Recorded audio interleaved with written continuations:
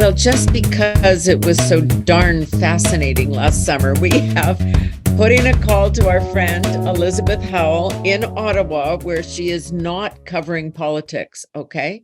She is a space junkie. She's a space geek. She's a writer at space.com. She's authored or co-authored 4 books, Science of Time Travel, and actually Moments at NASA, which she wrote along with astronaut Dave Williams. But she's got a PhD in aerospace studies, so it's all connected. Elizabeth, it's so great to have you back again. Thank you.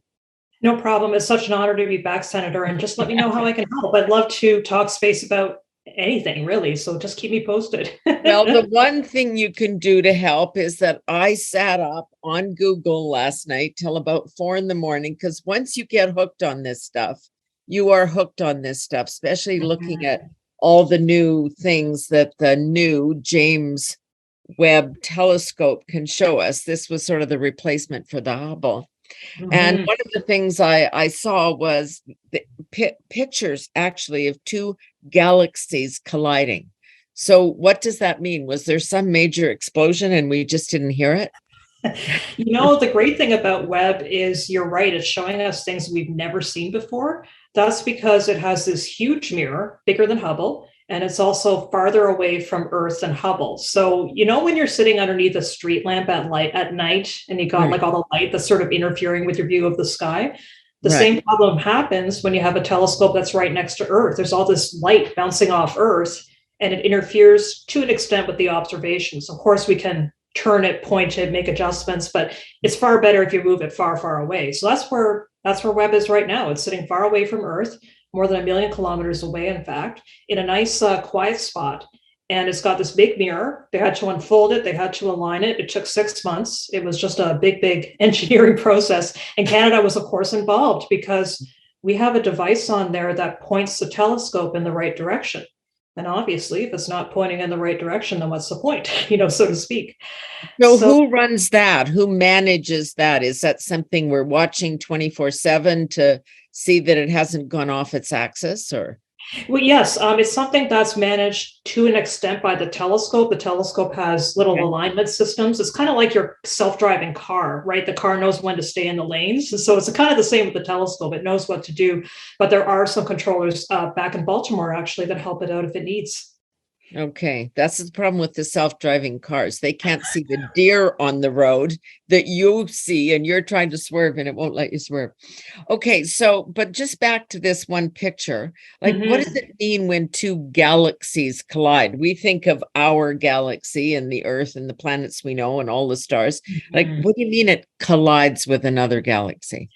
Well, a galaxy is a big collection of gravity, right? Earth has gravity, the moon has gravity, and a galaxy has an immense amount of gravity compared to it. So sometimes what happens is one galaxy is going by another one, and they kind of got caught, right? And then they just keep spinning and moving in closer and closer to each other. But here's the cool thing. When they combine and collide, it's not like the stars usually you would think are smashing into each other, right? It's not like a Star Trek or Star Wars scenario where you see explosions and bright bursts. Right. But what you will be seeing is as they merge, the gas and the dust, yes, will begin to do some interesting things. And it's actually a good time for new stars to be born. Those are the ingredients for new stars to be born. So if you see 2 new galaxies coming together, you can imagine that very soon, in galactic terms anyway, millions and millions of years from now, there's going to be a bunch of newborn stars running around in there, which is a lot of fun, right? We all love kids, even in galaxies. Okay, so let's say the stars were formed as these 2 galaxies collided. Yeah. But you mean we're not going to see them for 1 million years? No, we're not going to be seeing them for a long time, but you can see changes in the gas and the dust. So I'll give you a famous example. You may have heard with Hubble of the pillars of creation, right? So it's gas clouds or big pillars. Maybe somebody can put it up with our video. And they've imaged it several times over about 20 years. And you can see the pillars shifting even in 20 years. Because the telescopes are so powerful, they can even see small changes. And so given that Webb is going to last for 20 years, no, we won't see a new star being born out of nothing, but we might see it shifting, or we might see the gas moving a little bit, which makes it really interesting. That's why we love having a telescope up there to see what happens next. We are so Earth centric. Obviously, we think we are the center of the universe, but scientists have mapped 1 million new galaxies and 100 million stars of the Milky Way galaxy. Does this mean that was stuff that was created a million years ago and we're now just seeing it? It depends on how far away it is from us. So light is a really, really cool thing. You probably have heard of Einstein, the speed of light. It's a Yeah. cosmic speed limit. So it's very difficult for anything to go faster than that, unless you have a wormhole, I suppose, like in Star Trek or something. But under normal rules, what that means is that things that are farther away from us, it takes more time for the light to reach us. And Right. it's complicated because the entire universe is getting bigger all the time. So the way that I try and understand it, because obviously it's out there and I have to go and pay for my groceries like everybody else, is just saying, where do I come from and how is that important right now? And so in my case, I often try and use space as a way to be engaging youngsters, because I do a Yeah. lot of teaching as well as with journalism, as a way of sort of saying, here is how you can investigate a hard problem and solve it. And that's as much a thing in politics, I would imagine, as it is in science, right? Because a lot of it is about people coming together, teams putting smart brains in a room, and then coming Yep. together to solve something complex. And so that's what I think science can show us. And I'm hoping that it's something that we can be applying intelligently in other fields. Well, yeah, that's a really good point. And I was some of the things I was reading, I mean, it it was reassuring, but also I guess frustrating that we've already got supply chain issues in space, just like we have supply chain issues right down here. And that they're going to have to start the equivalent of carpooling or rocket pooling to get stuff up to the space station or other places, especially now that I guess the Russians are pulling out. So give us some sense of what that means. You've really hit on a few problems that we're facing right now, Senator, because space is not immune. Like everything else, we don't have enough manufacturers. We don't have enough reliable ways of getting stuff from place to place.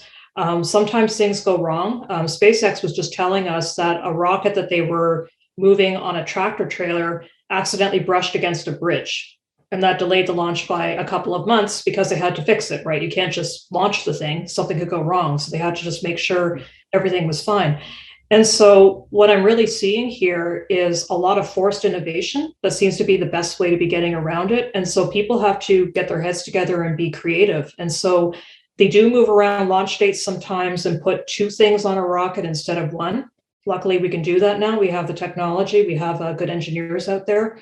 I'm also seeing people trying to come up with alternative ways to do the same thing. So maybe not launch one big satellite, maybe you could do a few small ones and have them all network. Often what happens now actually is companies will partner. So you might have one big satellite way out there in space looking at Earth from kind of the big perspective. And then to get a little perspective closer up, you have a bunch of little satellites that are feeding information. And the good thing about a little satellite is it doesn't take as long to get up there. It's just not as complicated, right? Because it's smaller, doesn't have as much mass to launch. It's more flexible in terms of a launch date. So it's a lot of forced pivoting, but also missions die, missions change. There's a few missions right now that are sort of being considered for alterations because of the pandemic. There's one right now in the United States that was supposed to be launching to look at an asteroid. And they had some supply chain issues and they had some computer testing issues.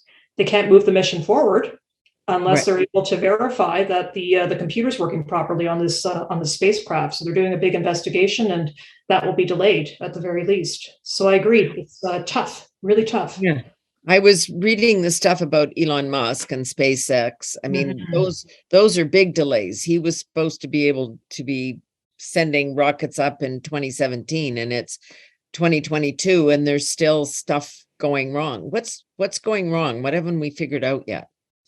Well, rocketry and big machinery, it always takes longer to develop than you would imagine. It's kind of like putting together a big coalition and trying to solve a large problem like poverty. You know, we've had so many targets over the years, and I'm not the expert here clearly, but I know that it keeps shifting. And it's the same with global warming and climate change targets. We do get together, including in October, of course, with COP for Canada to be thinking about how to address it with our partners. But because technology changes, governments change, even the way that we understand the climate is changing because we have better measurements all the time.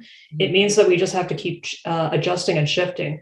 So I think that's in part what's happening with SpaceX. They certainly do meet some ambitious goals. I mean, self-landing rockets, who imagined this 10 or 12 years ago? And they do it all the time. They launch 2 or 3 rockets a week now sometimes, which is extraordinary. Used to be back in the day that even one a month was something to look at. And it was launched by NASA or launched by the Russians or launched by the Europeans. It wasn't launched by a company. So SpaceX is a very ambitious company. They're doing a lot of good stuff. It's just that it takes time. And especially when you're trying to do something interesting like Starship, this big reusable system that's supposed to be bringing people to the moon and back, they're just going to have to keep testing and keep trying. So it's tough. It's a lot of technology development and thinking. And I would just think that they could do it eventually, but it will take more time perhaps in the timeline because of things I've just alluded to. Because Elon Musk was promising permanent settlement on, he wanted to do Mars, didn't he? Or was he the moon? Yes, he still does. That hasn't changed in 20 years at least. We aren't there yet, but he still talks about it. So you would need some kind of commuter system. I mean, people aren't going to go there and stay forever. So that's what we don't have yet. We can send stuff out, but we have no way to safely, I guess, transport people back and forth. And they need to solve that before we even find out whether we can do it. Exactly. So there's a human health aspect, which we're studying right now on the International Space Station and have been doing since the 2000s. So that's well in way, but there's still new things to be figured out. We don't quite understand, for example, what happens to eyes in space and our vision. So astronauts are looking at it really hard, as well as with NASA, and they have a lot of ideas. You might be able to read about it in my new book, actually, with Dave Williams about health in space. Yeah. But that's one thing that we're looking at, right? And then also trying to really make sure that we're good on muscles, good on bones. And by the way, all the stuff they do up there in space, we try and bring down directly to Earth to benefit seniors and Indigenous populations, just so you know. There's Canadians on that right now. So there's a human health aspect. The bone issue is one that they already know, that it deteriorates more quickly in space. It deteriorates quickly in space. And so what they found that was by medication and by exercise, which is often what we do for seniors as well, these would be ways to address it. And there's actually a group, I believe they're out of the University of Waterloo. The researcher's name is Richard Houston. And he actually has an integrated center where he goes and he studies seniors with spaceflight medicine right in their homes. They live in a retirement facility. It's very close to his own research facilities. It allows them to be comfortable and to be tested and to be helped, assisted with technology and with ideas that come directly from his research in space. And so it's definitely a help. So what do they think is happening to astronauts' eyes? Well, what they're finding is that the vision changes. And so there's something, and I'm not a doctor, so please don't misquote me here, but as I understand it, there's something that's changing in the structure of the eye, sometimes to a permanent extent that can change your vision even when you come back to Earth. And it's not as though, I have to be clear here, it's not as though anybody's going blind or there's severe glaucoma or anything of that nature. It's just that the person who could read maybe 10-point font in space comes back and realizes they're really struggling and have to read 14 or 16, right? And so it's like accelerated aging in a way, and we're still trying to understand all the things that are happening. Maybe it's weightlessness, maybe it's the environment on the space station, maybe it's something to do with a human's physiology or genetics. And so all these investigations are ongoing, and believe me, they've been doing it for a dozen years, and we're a lot closer to solving that issue than we were before. But it just, like in anything with medicine, it takes time. Look at trying to cure cancer. We've done a lot over the years. We have really targeted treatments that are miracles compared to what we had 10 years ago, but we haven't quite solved the thing. So I think that's kind of a good analogy for trying to imagine how to fix space and senior health.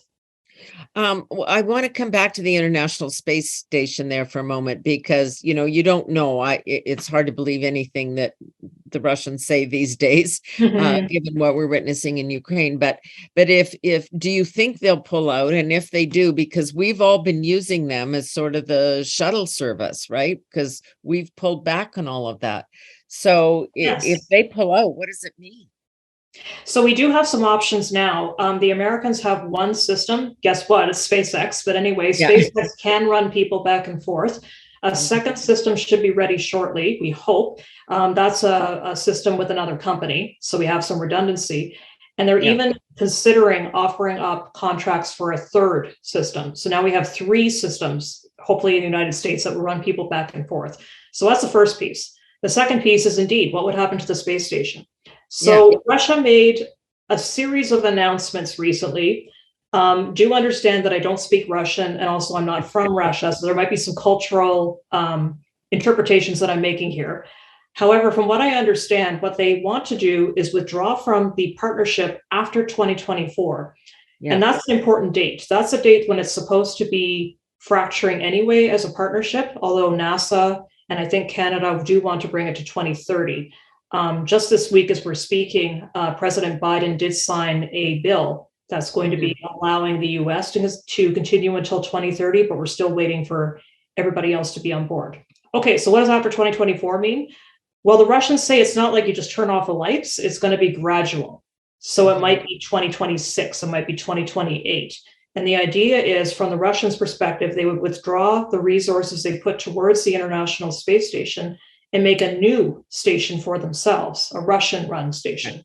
So it's all very new, even to the space community. We only found this out in the past 3 weeks. It's been a very busy July and August trying to catch up on all of the news. As it ever. Yes. So then, I mean, so getting into, I mean, this was one of those signs of international cooperation, but as we see on the ground, that's hard to maintain, right? So are we going to see more of that, where the Americans, you think, are going to say, okay, we're just going to do our own here, and Europeans, you do what you want, and Russia, you do what you want, and China, you do what you want? It's possible. We're at an interesting pivot point because, as I said, that partnership legally can fracture in 2024. And what to decide with the space station is one question. What to do with unused facilities, how you would control them. You can't break it apart, to be clear. So you have to figure out another way to use them, or to wall them off and shut them down and try and transfer the capability elsewhere, to put it simply. What I would say is that the community is really deciding all around the world what they want to be doing after the space station. So for NASA, it's clear, we're going to the moon. Canada has signed on to contribute a Canadarm3. That's one of those robotic arms that'll be out there on the space station. We'll have a Canadian flying in orbit around the moon, hopefully as soon as 2024, maybe a bit later. And then we have future missions as well. So in terms of the agency astronaut side, we seem to be fairly committed to that. But there's also private space exploration. And as you just pointed out, Senator, there might be other systems coming on board in the coming years. So you're right, maybe Japan wants to do something independently, or Europe. They do have launching systems and might be able to support something eventually. So I would be interested to see, indeed, what might be happening in the 2030s or the 2040s. So do you think somebody might like buy the International Space Station, like a piece of real estate, and say, okay, we'll take it over from here, boys? Quite possibly. In fact, there's a company up there right now called Axiom Space. They ran a mission in April that had a Canadian on board, Mark Pathy. His name was briefly in the newspaper, so I'm hoping a few of you out there knew who he is. It's a Canadian success story. Business person, partnered with my co-author, Dave Williams, the former astronaut at CSA, Canada Space Agency, and did a program of research and science up there. That's what Axiom, which is based in the United States, wants to do. It wants to have science up there in space. It's going to build modules, that's the vision, attach them all to the space station. And then when the International Space Station retires, the hope is Axiom can just take that whole set off, almost like Lego blocks, and run its own space station with the pieces, which is just eminently cool. You know, I want to find out exactly how they're planning to do this, because that's a lot of science fiction right there. So it's happening. And there are US companies that are even going to be running their own private space stations. NASA has some funding for that. So I'm just so interested to see what's going to happen. It's a huge shift. It's kind of this whole thing of, I mean, I guess because governments in part can't afford it, but the outsourcing of these jobs, like we're giving this whole idea of taking people to space to Elon Musk, or, you know, these kinds of, I mean, there's an upside because obviously these guys are rich and have money to play with, and they're interested and they want to do it. And, you know, Elon's a crazy genius, right? So you want him to be doing this stuff. But then you also, it's very hard to do international or even domestic rules and regs for this stuff if it's a private sector operation. That's exactly it. And we have had the same discussions for decades about other types of infrastructure and even transportation, right? I can hear the conversation around the world about airplane service right now. Some of those airplanes are nationalized, some of those airplanes are privately run. It just depends on the company. We're having discussions about that in healthcare, the various provinces and how they do that. And so it's a question of how much a government can and should be offering for the benefit of the citizens, and also how much a company should be offering, which might be higher fees, but a different flavor, if I may say that, of service. And so I even see this explored in science fiction. I'm just watching a show now on Apple TV called For All Mankind, and it's exploring those same questions in the current season. It's a private company and the government, and they're kind of competing for a neat idea, a neat exploratory idea. And you see the different approaches. The government astronauts are sitting there in their quarters and they've got fairly Spartan barracks, as you would be expecting. Whereas the astronauts that are sitting on this private facility, it's fairly luxurious. They have beautiful chef's food. It's gourmet. And then at one point they bring it over to the other people. I'm not spoiling anything here, but anyway, they bring it over to the government astronauts. Are going, oh my goodness, there's this amazing food. We're not eating just spam anymore, right? Yeah. So a lot of questions. I agree. But we have these dilemmas here. I mean, anybody who's ever been in a hospital, versus I don't know, I guess more what airplanes used to be, but we can make good meals for people. We just don't seem to do it in hospitals, where if you're in business class, it doesn't taste that bad, right? And probably what it comes down to, and this is me as an outsider speaking, so I'm not the person embedded in the discussions. I'm going to be very careful here, but I think that we have to really take a system-wide look and say, what's the problem and where are sort of the first small steps to be solving it? Because we can't do it tomorrow. Okay, we can see that the hospitals have been overrun. This is even before the pandemic, as much as the pandemic has been hurting them. There have been problems in hallway medicine for at least, 25, 30 years, Senator? I'm remembering it from the 90s at least, if not before that. And so trying to think about small investments, even in quality of life at home for elders, meeting seniors as well as, of course, Indigenous elders. But I'm also thinking about small measures that we as people can try to take in our own lives, and the community organizations and even the infrastructure and workplaces to make that possible. So, for example, have a lunch break. Give your people 30 minutes off and allow them to walk around a little bit, right? That's sort of the simple actions I'm talking about. Make food easy to access. Try and make sure that you can control the cost as best as possible in this inflationary environment, so people aren't reaching for pre-made options because it happens to be cheaper than the vegetables sitting in the aisle. So a lot of it is not so much about individual choice, but also making sure that we have things in place to do it. And please understand, I don't have all the answers, but no, I get that, but it kind of is at the basis of a lot of this, because everyone, we are going through pretty rough times, and in terms of the inflationary pressures on food prices and all of those things. So then you always come to that question, which is, why are we going to Mars? Why are we spending millions of dollars on these toys, which currently look like they're toys for rich guys? Although I know there's a lot of important science that gets done, but how do we pay that off? And I agree that there are perception issues, perhaps, because on the one hand, we have many communities in Canada that lack clean drinking water. As well as families that are obviously struggling with so many burdens right now related to the pandemic, inflation, you name it. And then on the other hand, you turn on TV and you see some tourists getting into a spacecraft and going up for 15 minutes and yelling woohoo and then coming back down again, right? So it's frustrating. Class difficulties right there that I don't really need to allude to. I think you can kind of see it.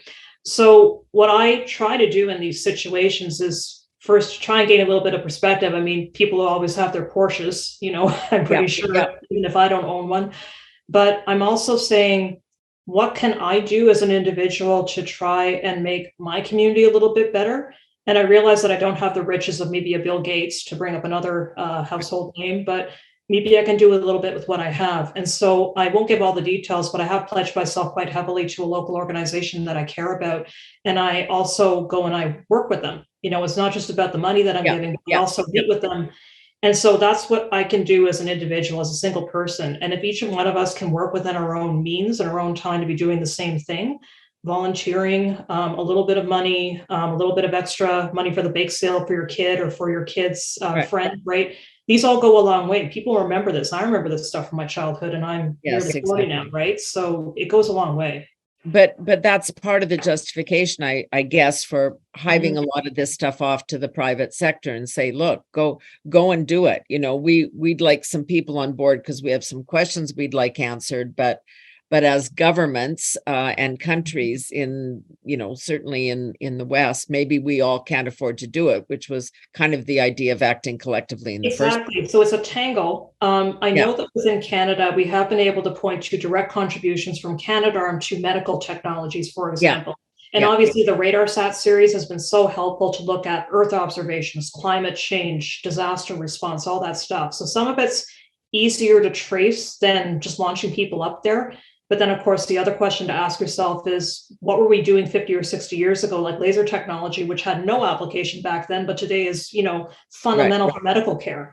So it's tough. NASA, the Canadian Space Agency, and others always have those technology transfer programs, and you hope that they are helpful.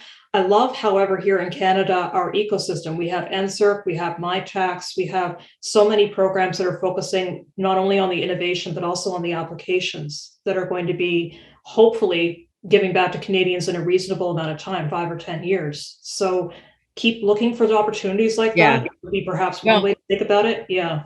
I mean, I'm sitting here in Saskatchewan, and I'm telling you, with Elon Musk satellite technology, you now have farmers running their combines and their machines with his technology that's allowing them to do the kind of farming that's way more eco-friendly than it has been. So, that works too.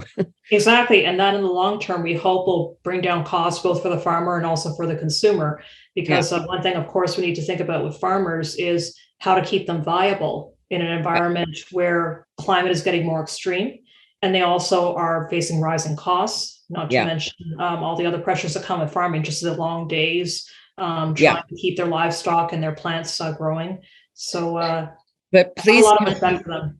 Please tell me we're not going to be setting satellites up just yet using solar and wind power. Okay. Are we still using more of the basics?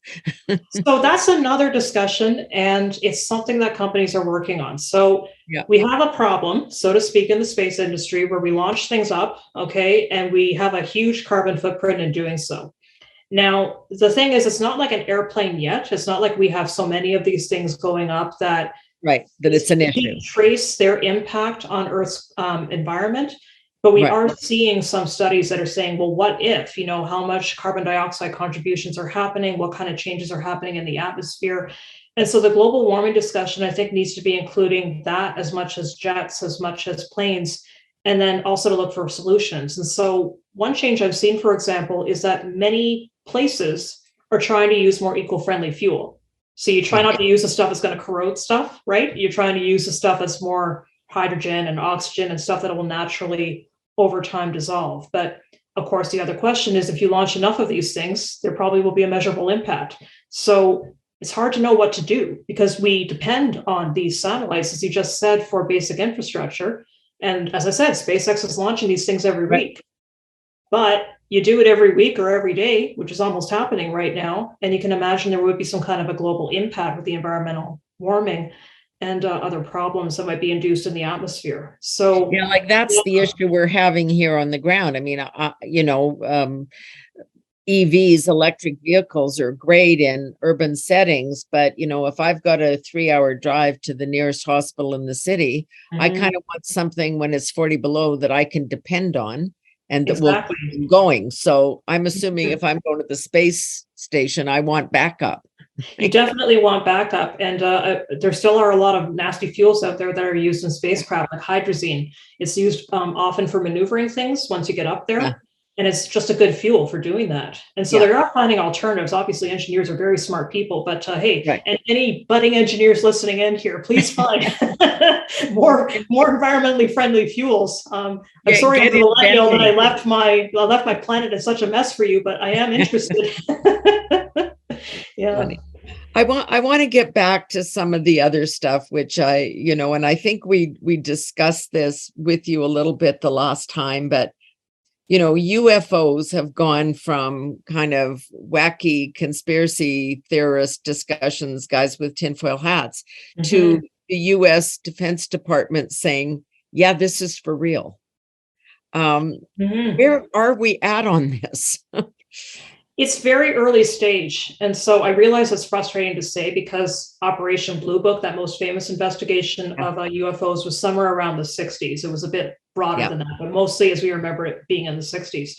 So what they've just done, as I understand it, is they've opened up more archives and they have a kind of a newer investigation. So when you say a UFO, the problem is you don't know if it's a drone. You don't know if it's a weather balloon that just went wild. You don't know if it's reflections off of the ocean. And so I actually watched a committee hearing in the US about, I want to say 6 months ago, where they were discussing these things. And they were saying, you know what, they had a stack essentially of investigations. And they said, most of them we can probably account for, but there's always those few that we don't know. And it could be advanced technology coming from overseas too, right? Just as much as little green men, so to speak. So I don't know how to answer that yet because there isn't enough information out there. But again, the joke, of course, is in such a big universe, there has to be something, but we haven't found it despite 70 years of searching so far. So where are they? Or they're not telling us. Or they're not telling us, which I think might be a smart thing to do. But yeah, there's whole investigations, whole questions about where are they and how are they broadcasting, and if they want to be heard by us or if they're indeed among us. There's a lot of questions dating back to the X-Files and even before that, right? That was the show that I grew up with in the 90s. And I agree that it's something that we should be continuing to consider, but we also have to be keeping our lens on and kind of going, what's the evidence? What are we seeing and what can we actually explain? And I'll put that in another way. If we're on Mars with Elon Musk, okay, and we're sitting out there and we find something that we don't understand, we as scientists don't just jump and say that's life. We actually have to go through a series of, it can't be life because, right? We have all these other explanations we have to be coming up with first. And then life is the only one that comes up at the end of the process. So I think that's what we have to think about when we do the aliens, right? Even the little green men, so to speak, because there's a lot of other things it could be, but it's still intriguing. I have to say. Well, I mean, we started this discussion with, the discovery of, a new million galaxies, and there's the chances that there's something going on there have to be pretty high. Yes, and that was the joke in the 1997 movie Contact, based on a Carl Sagan book, another luminary and looking for extraterrestrial life, right? I would like to believe, if I may quote the X-Files, that there might be someone or something out there that's intriguing, but we haven't found perhaps yet quite enough evidence to say. I'm actually more intrigued. I did a whole book on this on Mars because we still haven't quite established if there's water, like a lot of water out there. Probably it's underground. We have pretty firm evidence at this point, but whether it interacts with the surface or whether it just kind of pools there all by itself under there is a huge question, right? And then one of the things I read last night, I don't know whether it was Moon or Mars, I can't remember, but they're finding sort of valleys in which the temperatures are quite livable, like 63 degrees Fahrenheit. Exactly, right? Yeah. Was that Moon or Mars? I would think more likely it would be Mars because it has more stuff on it that would make me think it's habitable. The Moon, we call it an airless world. It's sort of a simple way of explaining, but there's no atmosphere. It's basically radiation. All that happens is a meteor slams into the surface every so often and makes a crater. It's basically the environment of the Moon.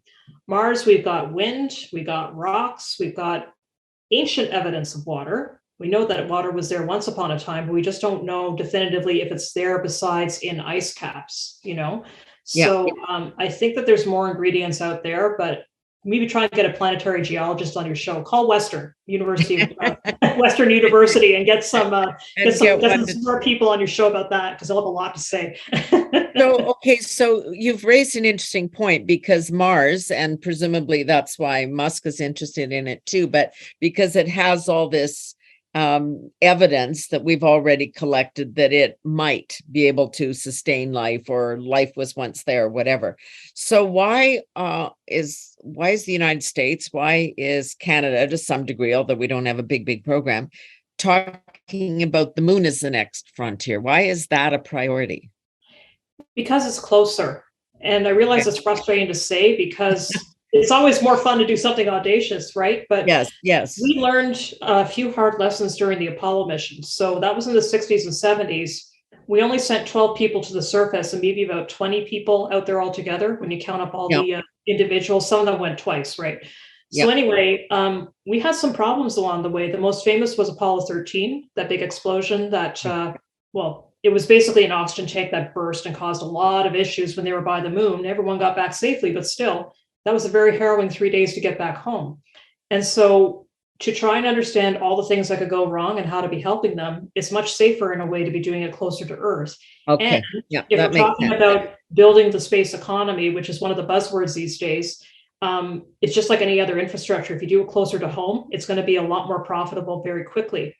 Now, how we would use the moon to get to Mars is an open question. NASA and some others are saying we can repurpose our spacesuits, we can repurpose our bases to be similar enough for a Mars environment, but then you have other people that would prefer to go more directly. And this is a perennial problem. We get almost fistfights sometimes at conferences, when people are bringing up one possibility to direct to Mars versus not, which makes the field so interesting. But I agree that maybe we have to come to a consensus, just to make So what do you mean? Like we would stop off in Mars and have dinner and see a show before we went to Mars? Is that on the moon? Yeah, potentially. So some people are saying maybe we can stop off at a space station and then head on to Mars. And some are saying, no, maybe we can go to the moon and then it's a lower gravity. So it's easier to launch things out there. You can build some things using the moon. There's a lot of debates about how economical would it be to use the resources in a local spot and build the thing and launch it?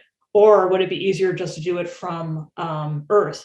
Or do we build a series of relay stations? Now I'm starting to sound really like some science fiction series, obviously. Can you imagine that? Like just sort of out there in space, a bunch of human habitations of Star Trek. But that would be another way, right? Then they could stop off, kind of like the Wild West, I suppose, right? Where you were sort of driving into a place at the end of the night. I mean, we do it all now. You drive down highways and you pull over for gas and food, and then you keep on going, and there's another. So you do this every day, right? So maybe every week or so they would have somewhere to pull off, and hey, they could, fill up their supplies and get a little bit of help. If there's a medical problem, now they got some assistance out there.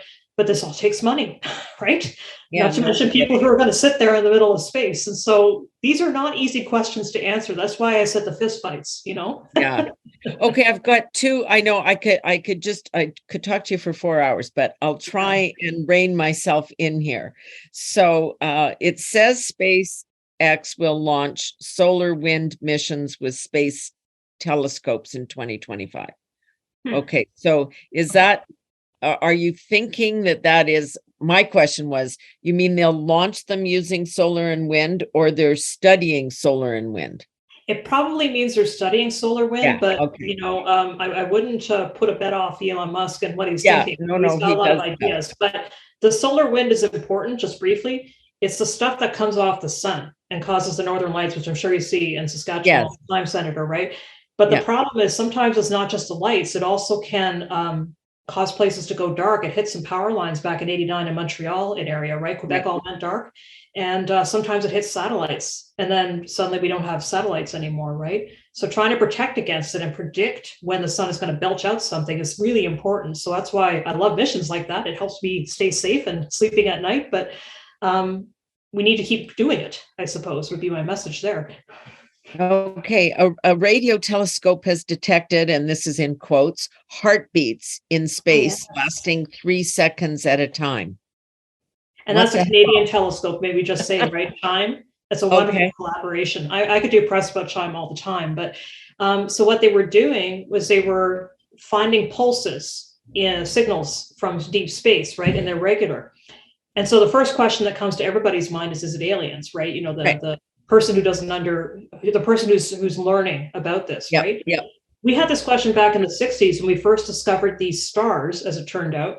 The stars were rotating very quickly and at a regular rate. And when I say very quickly, I mean many times a second. The physics of it just blows me away. I struggled to get through high school physics, and I still struggle sometimes talking to scientists, but as I understand it, it is a possible thing. So as they're rotating, they're sending out signals, blipping very, very, very, very regularly. So what they're trying to figure out now is whether those signals that we just found, the heartbeat, maybe they're spinning in a weird way that we're not understanding. Maybe because they're so far away, there might be something in like gas or dust that's obscuring the signal. Or I guess the other answer is maybe it's aliens, but go and ask those investigators. But I think I'm going with seriously, aliens. I'm going with aliens on this one. Okay. I'm going to, one last thing here. Yeah. So a super Earth planet has been found in the habitable zone.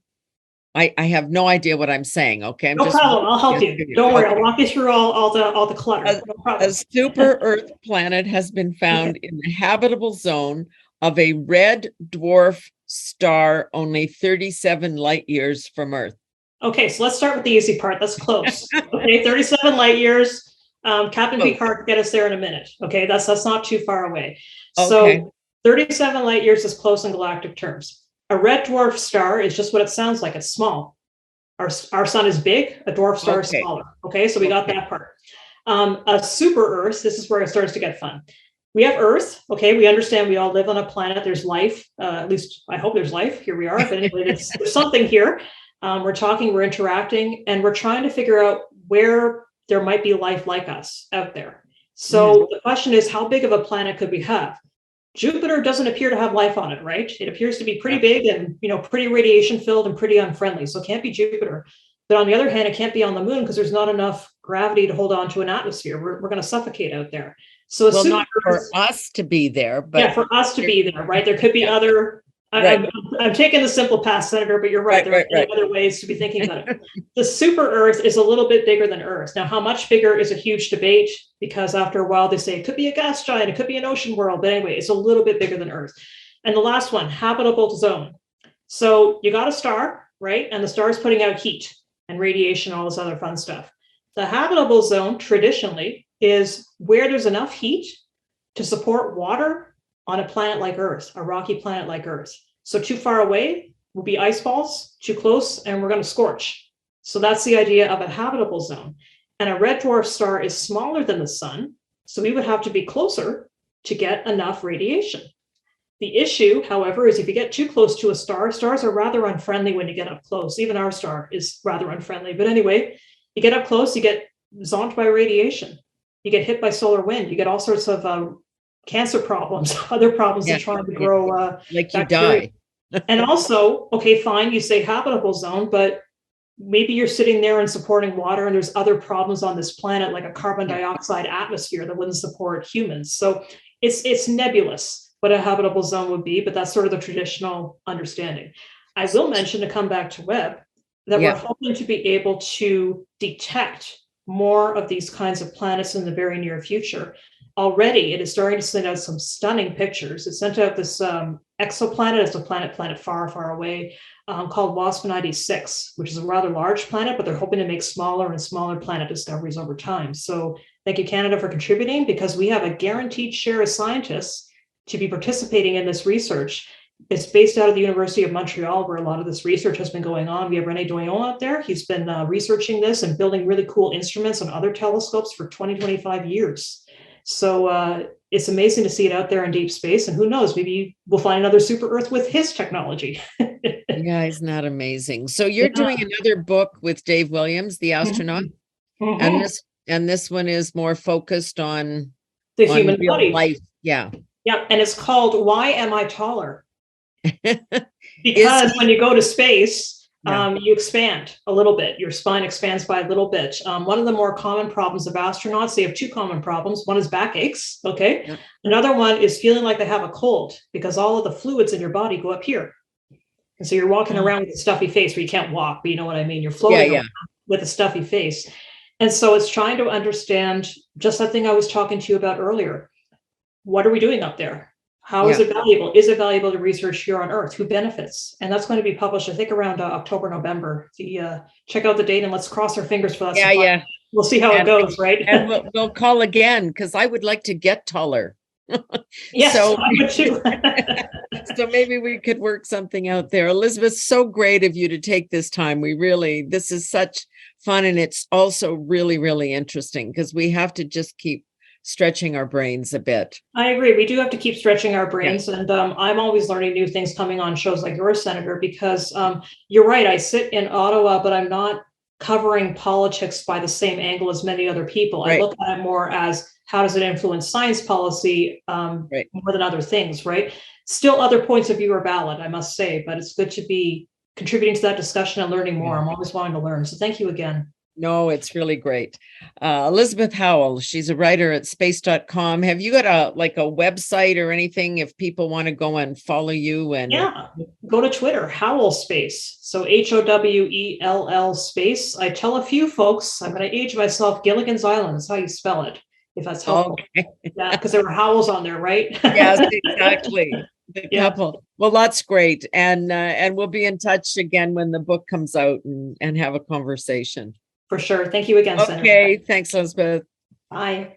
That is it for this edition of No Nonsense from Earth. Maybe one day we'll be doing this podcast up there. That would be fun, and I could get taller. Thanks, everyone, for joining us. We'll see you again very soon.